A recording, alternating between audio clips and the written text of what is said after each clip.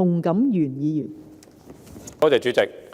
創新科技及工業局咧係非常之努力去引進企業到河套三港科技創新合作區，而生命健康科技咧亦都係呢個重要嘅發展嘅領域。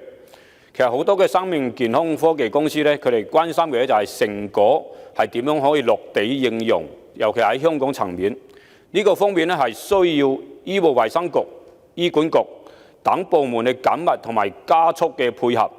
請問現時嘅協調同埋配合機制係點樣？如果業界遇到困難，係可以向邊個部門去求助？多謝主席。局長。多謝主席，亦都多謝洪議員嘅提問。咁啊，正如議員頭先提啦，其實喺生命健康科技咧，呢一個正正係我哋河套園區其中一個重點要發展嘅產業領域嚟嘅。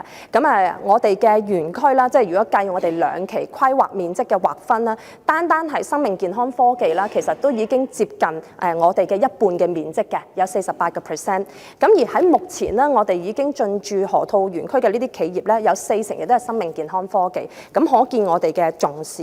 咁而議員提到啦，其實咧河套香港園區咧，我哋唔係淨係創科局自己嘅部門，大家會了解得到特首好重視，亦都咧係組織咗一個跨部門。因此我哋其實同包括醫衞局，亦都唔同嘅部門，大家係緊密協作。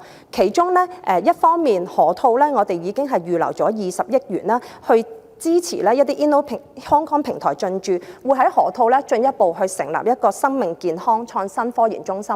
而與此同時咧，其實醫衞局咧亦都而家喺河套係設立咗一個粵港澳大灣區臨床試驗所。呢個臨床試驗所咧，其實係同深圳啦、同大灣區一齊聯動。咁以一所一中心嘅模式咧，將來咧其實係更加好便利到啲企業，佢不論係做一個嘅臨床嘅試驗啦、轉化研究啦，以至到係一啲落成啦，譬如係一啲內地嘅企業，佢嚟到呢度透過香港，我哋而家又有一家機制，咁咧將來好便利佢哋去出海。而與此同時咧，海外嘅企業咧嚟到喺呢度透過我哋嘅一所一中心，我哋嘅政策，再加埋港澳藥械通咧，又好加速佢哋進入大灣區嘅園區。咁呢啲咧，我哋係協同發展。如果業界遇到問題，我哋歡迎。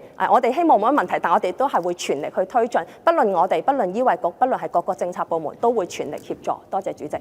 梁美芬議員。